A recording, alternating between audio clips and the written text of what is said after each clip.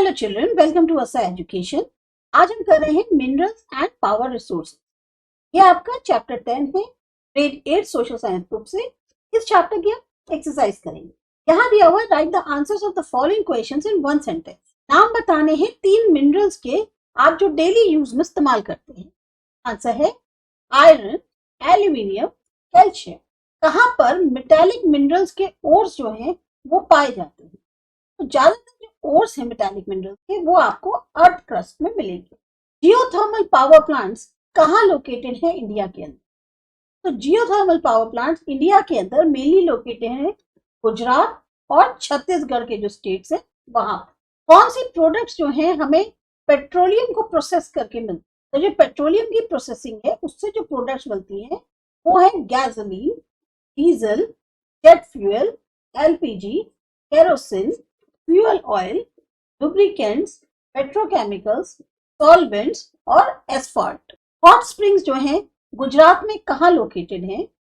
गुजरात के अंदर hot spring जो है मेनली जो बनसकांठा डिस्ट्रिक्ट है वहां लोकेटेड। जो सबसे जानी मानी हॉट स्प्रिंग है इस रीजन की वो है कबीरवाड़ हॉट स्प्रिंग्स। और ये जो है कबीरवाड़ डिस्ट्रिक्ट जो गांव है डिस्ट्रिक्ट के अंदर वहां पर पाई जाती है। दूसरा है answer the following questions. Crude oil को हम ब्लैक गोल्ड क्यों कहते हैं? क्रूड ऑयल जो है वो ब्लैक गोल्ड इसलिए कहा जाता है कि सबसे पहले ये तो एक डार्क होता है, ब्लैक कलर का होता है और इसकी जो है इकोनॉमिक वैल्यू बहुत ज्यादा है। उतना ही कीमती माना जाता है, उतनी ही इसकी वैल्यू है जितनी की जो गोल्ड की होती है। और इसमें मेनली इंपॉर्टेंस जो है ऑयल की होती है क्योंकि ये बहुत ही वैल्यूएबल होता है और नेचुरल रिसोर्स से प्राप्त होता है। कौन से ऐसे स्टेप्स हैं जिससे हम एनर्जी को बचा सकते हैं? तो एनर्जी को बचाने के लिए कई सारे मेजर्स उठाए जा सकते हैं। एनर्जी एफिशिएंट अप्लायंसेस का इस्तेमाल करिए, एलईडी लाइटिंग। बिल्डिंग्स को जो है सही तरीके से इंसुलेट कराइए ताकि हीटिंग और कूलिंग नीड्स जो है उनको कम किया जा सके। इलेक्ट्रॉनिक्स जब आप इस्तेमाल ना कर रहे हो तो उनको अनप्लग कर दें। पब्लिक ट्रांसपोर्ट, कार पूलिंग और साइकिलिंग का ज्यादा से ज्यादा इस्तेमाल करें। थर्मोस्टेट्स जो है एक ऑप्टिमल टेम्परेचर पे सेट करें और सीलिंग फैंस का इस्तेमाल करें। रिन्यूएबल एनर्जी अपनाएं, जो भी उनके सोर्सेज हैं जैसे सोलर पैनल्स, लाइट्स और डिवाइसेस को टर्न ऑफ रखें जब जरूरत नहीं है। एचवीएसी सिस्टम जो है उसको रेगुलर तौर पे मेंटेन करें। एजुकेट करें, प्रमोट करें एनर्जी सेविंग हैबिट्स को। और एनर्जी मैनेजमेंट की जो प्रैक्टिसेस है इंडस्ट्रीज में उसको खास तौर से लागू करें। कोल जो है गुजरात में कहाँ पाया जाता है? जो कोल है गुजरात में वो मेनली सदर्न पार्ट में स्टेट के पाए जाते हैं, खास तौर से तापी और डांग डिस्ट्रिक्ट्स में। जो यूज है नॉन कन्वेंशनल एनर्जी सोर्सेज का, इसको बढ़ाना पड़ेगा फ्यूचर में। एक्सप्लेन करना है अब आपको ये स्टेटमेंट।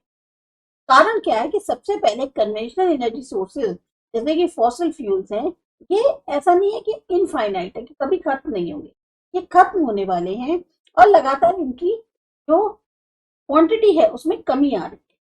इसकी वजह से एनर्जी सिक्योरिटी को लेकर काफी चिंता बढ़ गई है। दूसरा क्या है, जो फॉसिल्स हैं, जब फॉसिल फ्यूल्स जलते हैं तो इसमें एनवायरमेंटल के बहुत ज्यादा इश्यूज खड़े हो जाते हैं, जैसे कि क्लाइमेट चेंज है, आपका एयर पॉल्यूशन है। तीसरा रीजन है कि नॉन कन्वेंशनल सोर्सेज जैसे कि सोलर, विंड, जियोथर्मल ये बहुत आयत मात्रा में अवेलेबल है, सस्टेनेबल है, लंबे चलेंगे और इनका बहुत ही एनवायरमेंटल पर कम असर पड़ता है। अगर इनका इस्तेमाल बढ़ाया जाएगा तो हमें एक रिलायबल और क्लीन एनर्जी सप्लाई मिलेगी, ग्रीन हाउस गैस एमिशंस कम होंगे और सस्टेनेबल एनर्जी फ्यूचर जनरेशन आने वाली के लिए हम रख पाएंगे या छोड़ पाएंगे। हम कैसे कह सकते हैं कि ये बहुत समझदारी होगी कि हम जो फॉसिल फ्यूल्स का इस्तेमाल है उसे कम करें फ्यूचर। अगर हम क्लाइमेट चेंज से और एनवायरमेंटल डिग्रेडेशन से लड़ना चाहते हैं तो ये हमारे को उसमें मदद करे। बर्निंग फॉसिल फ्यूल्स क्या होते हैं? ये बहुत ज्यादा ग्रीन हाउस गैसेस जैसे कार्बन डाइऑक्साइड इसको एटमॉस्फेयर में छोड़ क्या होता है? ग्लोबल वार्मिंग और क्लाइमेट से रिलेटेड परेशानी। तो अगर हम शिफ्ट हो जाए रिन्यूएबल एनर्जी को, जैसे कि सोलर है, विंड है, हाइड्रो इलेक्ट्रिक पावर है, इनसे क्या होगा? ये हमें कार्बन एमिशन कम देंगे, एनवायरमेंटल इम्पैक्ट जो है उसको भी एक तरह से उसका भी पेन कम करेंगे और साथ ही साथ सस्टेनेबल एनर्जी जो है फ्यूचर के लिए ये हमें दे पाएंगी या उसको और ज्यादा इससे बढ़ावा मिलेगा। यहाँ है answer, choose the correct option from the following options and right the correct answer. कौन सी है जो कैरेक्टरिस्टिक नहीं है मिनरल की? जो मिनरल की कैरेक्टरिस्टिक्स नहीं है वो ये है कि वो ऐसा नहीं है कि वो इनएक्सेसिबल। अब यहाँ दिया है मैच द फॉलोइंग पेयर्स, आपको पेयर्स मैच करने हैं और करेक्ट आंसर बताना है। करेक्ट आंसर है आपका इसका B, A2 B5 C1 D3 E4, यानी A2 solar cold storage Chand, B5 wind farm Mandvi, C1 solar park Tulsi Shyam, D3 hot water spring Rudatal और बायोगैस प्लांट चन्नी। ये आपका करेक्ट आंसर। वर्ल्ड का सबसे बड़ा जियोथर्मल पावर प्लांट किस कंट्री में लोकेटेड है? करेक्ट आंसर है फिलीपींस। अब आपको बताना है fill in the blanks. Minerals जो कि यूज किए जाते हैं मेटलर्जी इंडस्ट्री में, iron ore, copper, aluminium, nickel और जिंक, और भी बहुत से हैं। कौन सा स्टेट है जो मैक्सिमम सोलर एनर्जी रिसीव करता है कंट्री के अंदर? आंसर राजस्थान। कौन से एरियाज है गुजरात में जहां नेचुरल गैस रिजर्व्स हैं? अंकलेश्वर और हाजिरा। कौन सा मिनरल इस्तेमाल किया जाता है प्लांटिंग गैल्वेनाइज्ड सीड्स के लिए? वो है जिंक।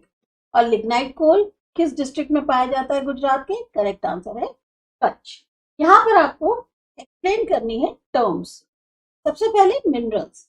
मिनरल्स वो प्राकृतिक तौर पर अपने आप उत्पन्न होने वाले इनऑर्गेनिक सब्सटेंसेस हैं, इनका अपना एक डेफिनेट कंपोजिशन होता है, केमिकल कंपोजिशन, और इनका एक बिल्कुल खास इंटरनल स्ट्रक्चर होता है।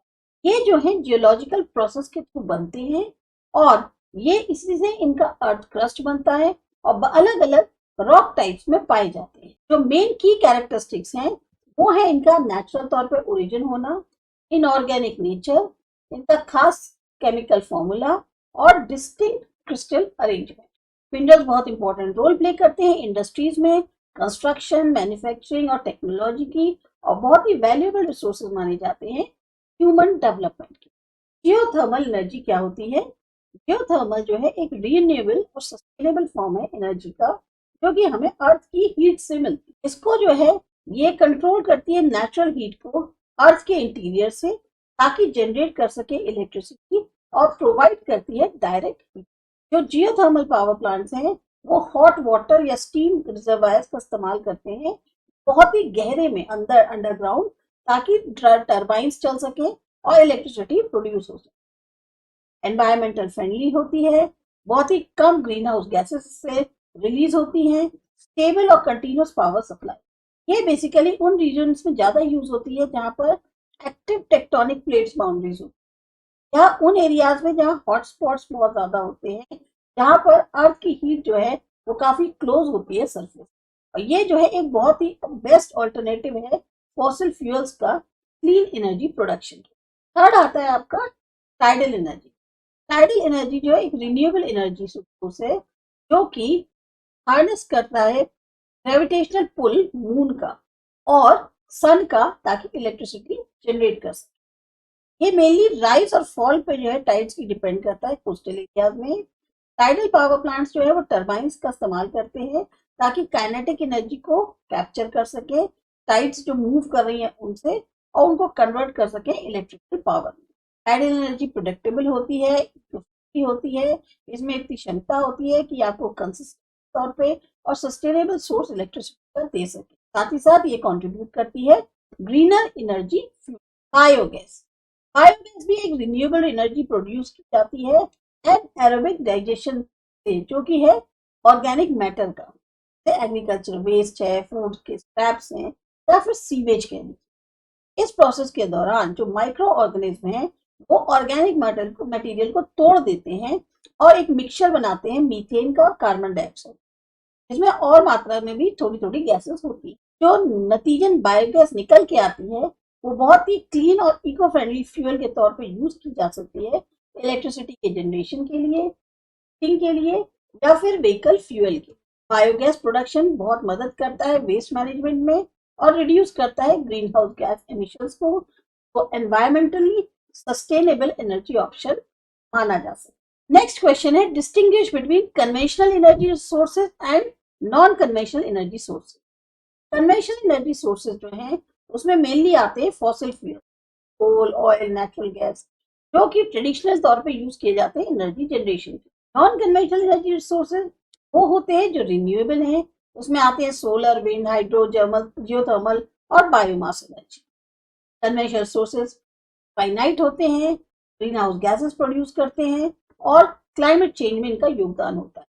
वही नॉन कन्वेंशनल सोर्सेज सस्टेनेबल होते हैं, बहुत ही कम पॉल्यूटेंट्स जो है उनको एमिट करते हैं, ज्यादा बेटर ऑल्टरनेटिव है, ग्रीनर ऑल्टरनेटिव है एनर्जी नीड्स को पूरा करने के लिए, और एनवायरमेंटल इम्पैक्ट भी थोड़ा कम करते हैं।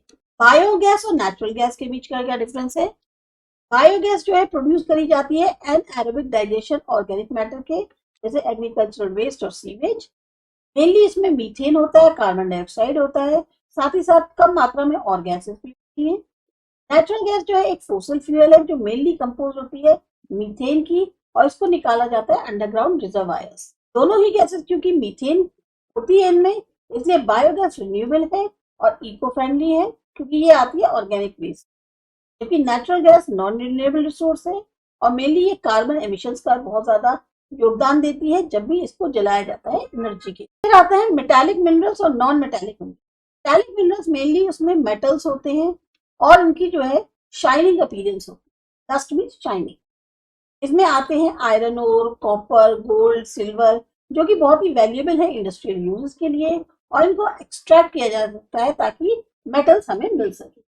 वही नॉन मेटालिक मिनरल्स जो हैं उनमें कोई मेटल नहीं होता, ये जो है कई सारे पर्पसेस के लिए यूज किए जाते हैं, जैसे बिल्डिंग मटेरियल, फर्टिलाइजर, एब्रेसिव्स के लिए।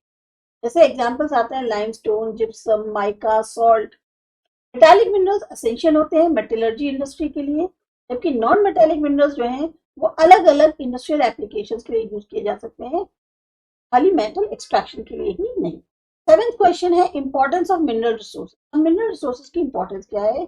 मिनरल रिसोर्सेज जो है बहुत ही इंपॉर्टेंट रोल प्ले करते हैं मॉडर्न सोसाइटी में और अलग अलग इंडस्ट्रीज में। ये बहुत जरूरी होते हैं कंस्ट्रक्शन के लिए, मैन्युफैक्चरिंग के लिए, टेक्नोलॉजी के लिए और एग्रीकल्चर। अब मेटल्स हैं जैसे कि आयरन, एल्यूमिनियम, कॉपर, ये इंफ्रास्ट्रक्चर मशीनरी के लिए बहुत जरूरी है। तो मिनरल्स जो है वो रॉ मटेरियल के तौर पे भी सर्व करते हैं इलेक्ट्रॉनिक्स, ट्रांसपोर्टेशन और रिन्यूएबल एनर्जी टेक्नोलॉजीज के लिए। इसके अलावा जेमस्टोन्स, प्रेशियस मेटल्स, इनकी अपनी कल्चरल और इकोनॉमिक इंपॉर्टेंस है। तो सस्टेनेबल मैनेजमेंट है मिनरल रिसोर्सेज का बहुत जरूरी है ताकि इंश्योर किया जा सके कंटिन्यूस डेवलपमेंट, इकोनॉमिक ग्रोथ और एडवांसमेंट टेक्नोलॉजी का। मिनिमाइज क्या किया जा सकता है? एनवायरमेंटल इम्पैक्ट्स, और एक प्रमोट किया जा सकता है एक ग्रीन फ्यूचर। मेजर्स क्या उठाए गए हैं मिनरल कंजर्वेशन के लिए? जो मेजर्स हैं मिनरल कंजर्वेशन के लिए उसमें मेनली आता है प्रमोट करना रिसाइकलिंग, रीयूजिंग मटेरियल्स का, ताकि रिड्यूस किया जा सके एक्सट्रैक्शन डिमांड से। एफिशिएंट माइनिंग प्रैक्टिसेस को इम्प्लीमेंट करना, जैसे एडवांस टेक्नोलॉजीज और रिस्पॉन्सिबल एक्सट्रैक्शन मेथड्स का इस्तेमाल करना, जिससे मिनिमाइज होता है वेस्ट और environmental impact. Sustainable mining policies अपनाना, इंश्योर करना कि प्रॉपर माइन क्लोजर हो, रिक्लेम जो है उसका बहुत ज्यादा इंपॉर्टेंस होता है। रिसर्च और डेवलपमेंट को एनकरेज करना ताकि ऑल्टरनेटिव मटेरियल्स को जो है उसको ढूंढा जा सके, रिड्यूस किया जा सके एक्सेसिव कंजम्पशन, और साथ ही साथ कंट्रीब्यूट किया जा सके मिनरल रिसोर्सेज को कंजर्व करने।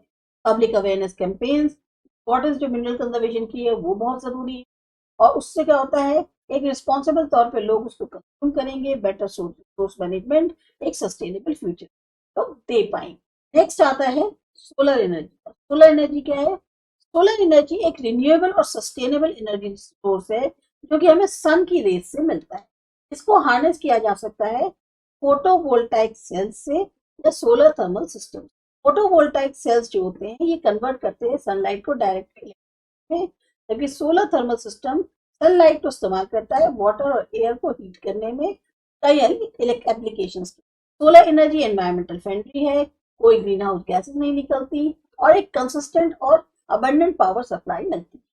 बहुत इंपॉर्टेंट रोल प्ले करती है रिड्यूस करने में जो डिपेंडेंसी है फोसिल फ्यूल्स पर, क्लाइमेट चेंज में मदद करती है, कम करती है, और एक एसेंशियल हिस्सा है क्लीन एनर्जी ट्रांजिशन। फाइनली आता है हमारा बायोगैस।